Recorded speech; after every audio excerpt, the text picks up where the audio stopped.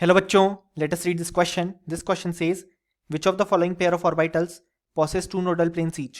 और हमारे ऑप्शंस हैं, option A p x d x square minus y square, option B d x square minus y square d z square, option C d x z d x square minus y square, option D p y d x y. So इस question में कहा गया है कि इनमें से किन pair of orbital के लिए दो नोडल प्लेन होते हैं.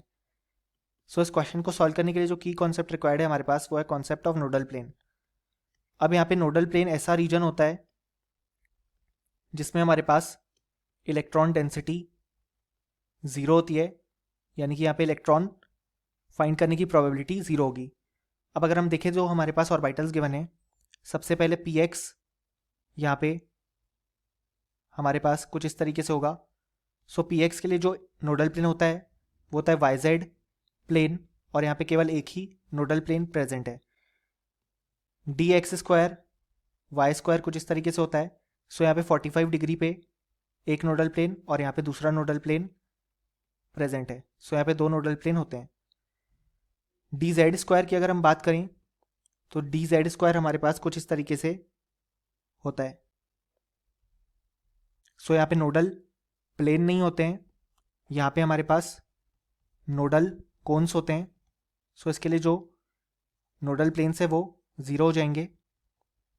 डी एक्स जेड की अगर हम बात करें यहाँ पे तो वो कुछ हमारे पास इस तरीके से होता है यहाँ पे. सो डी एक्स जेड के लिए हमारे पास दो नोडल प्लेन होते हैं जो कि होते हैं डी एक्स वाई और d y z. P y के लिए हमारे पास कुछ इस तरीके से शेप होता है. सो इसका यहाँ पे एक नोडल प्लेन होता है जो कि होता है x z plane. Then d x y की अगर हम बात करें तो वो हमारे पास कुछ इस तरीके से होता है और इसके पास दो नोडल प्लेन प्रेजेंट होते हैं, डी एक्स जेड और डी वाई जेड. अब अगर हम हमारे ऑप्शंस देखें तो ऑप्शन ही कहता है p x d x square minus y square. ये इनकरेक्ट है क्योंकि यहाँ पे d x square minus y square के लिए दो नोडल प्लेन है बट पी एक्स के लिए नहीं. ऑप्शन बी भी इनकरेक्ट है क्योंकि डी जेड स्क्वायर में एक भी नोडल प्लेन नहीं होता. ऑप्शन सी बिल्कुल करेक्ट है क्योंकि यहाँ पे दोनों में दो नोडल प्लेन होते हैं. ऑप्शन डी इनकरेक्ट है क्योंकि पी वाई में केवल एक नोडल प्लेन होता है. सो फाइनली हमें लिख सकते हैं कि इस क्वेश्चन के लिए हमारे पास जो करेक्ट आंसर आ गया वो आ गया option C. Hope you understood it well. Best of luck.